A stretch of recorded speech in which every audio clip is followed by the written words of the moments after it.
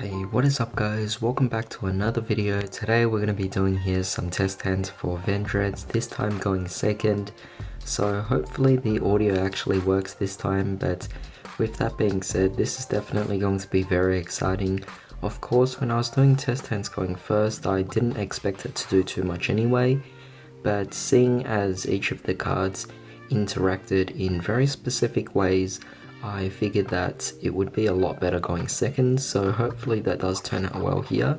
But before I get into this, I would like to remind you guys to drop a like, share, comment, and consider subscribing if you enjoyed this kind of content. Otherwise, let's begin.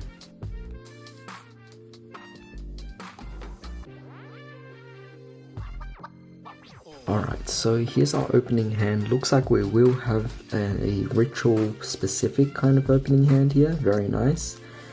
We'll start off the solitaire and then we'll go into our uni zombie as always. Very nice, of course. This will allow us to then control what we actually have here.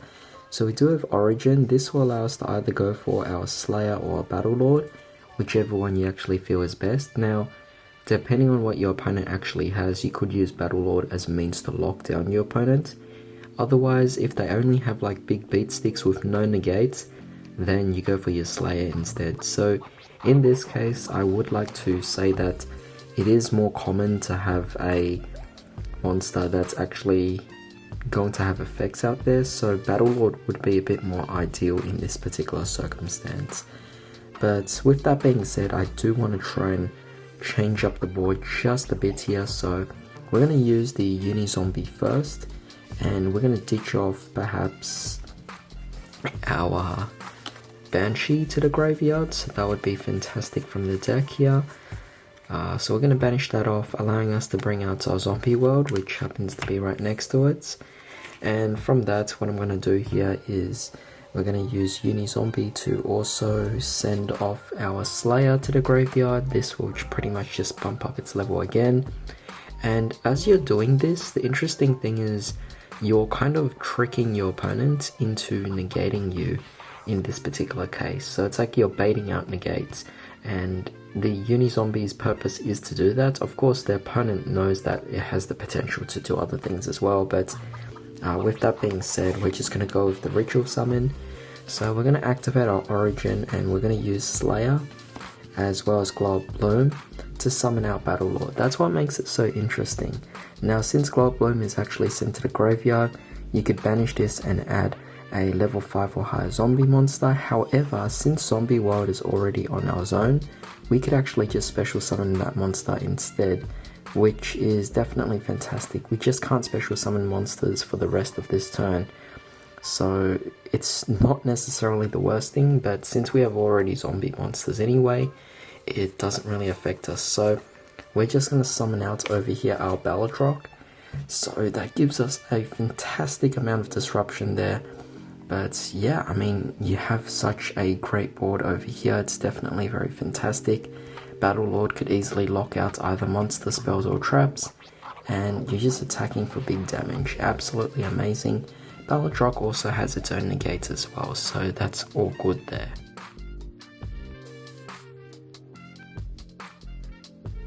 Alright, so here's a very different opening hand. It might be normal for you to just go for the Upstart Goblin, but that would be wasteful. Instead, let's go for Uni Zombie first, start off ditching some monsters. So in this case, we're going to ditch off here Gozuki. I believe that would be a bit more appropriate in this case.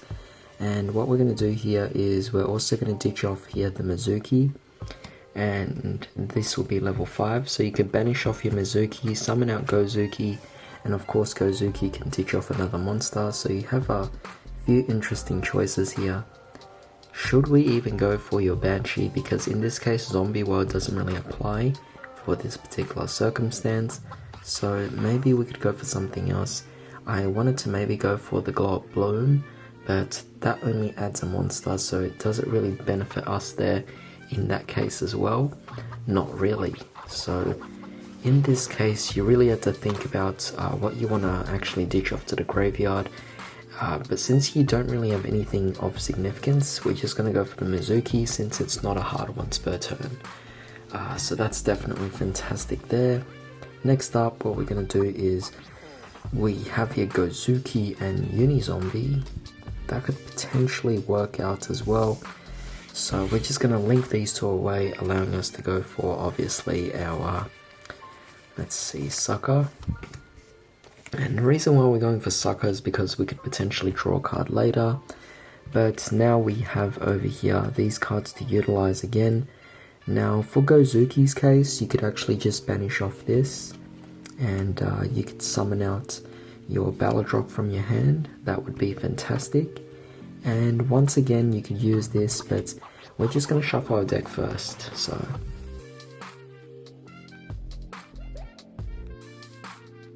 alright, so now that our deck is shuffled up, what we can do here is activate our Upstart Goblin and potentially draw into a card we don't know. We have here Super Poly, not bad. That's actually pretty nice here. So what I'm going to do now is we're just going to take our Mizuki, banish that off, and special summon back out our Gozuki again. Since we already used its effect, we can't do anything else. However, Vampire Sucker activates, allowing us to draw a card.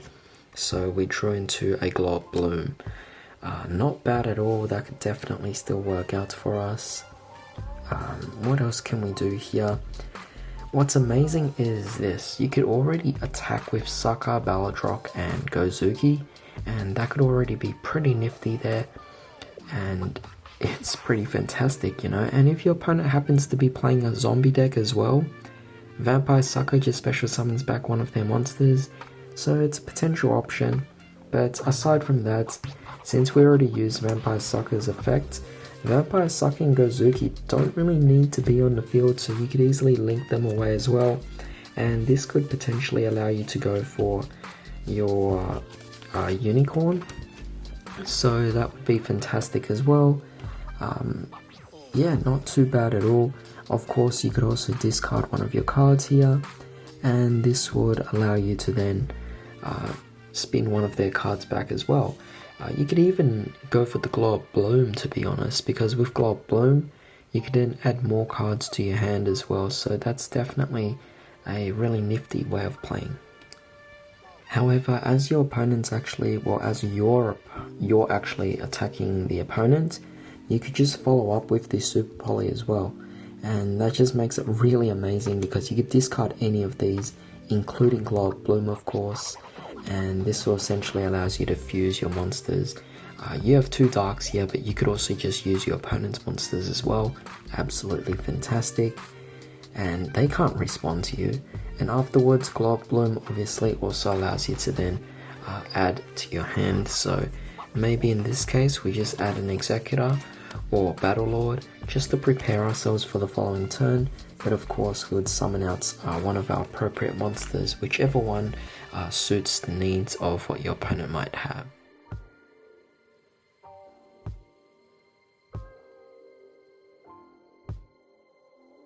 Alright, so here's a very different opening hand.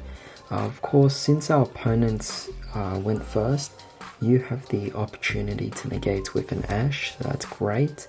But of course, we could summon out Unizombie, so we're going to summon that out, allowing us to then ditch some cards to the graveyard. I am going to ditch off the Gozuki because that's appropriate. Otherwise, we could also ditch off our Mizuki, which would be fantastic too.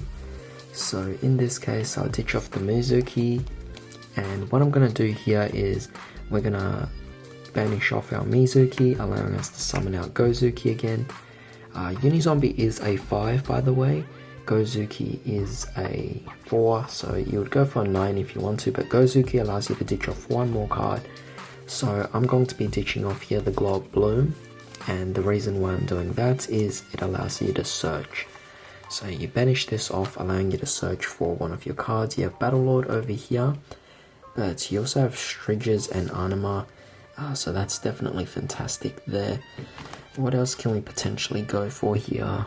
Now what's great is that at least Evolution allows us to use monsters from our deck as long as they're Vendread monsters, so that's fantastic.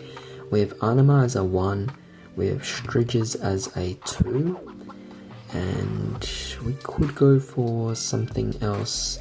What other monsters do we actually have here? Maybe if we went for Executor, because I'm thinking with Executor it's a level 8, I believe. Where is Executor here? Executor is... Yes, Executor is a level 8, so we can add that to the hand.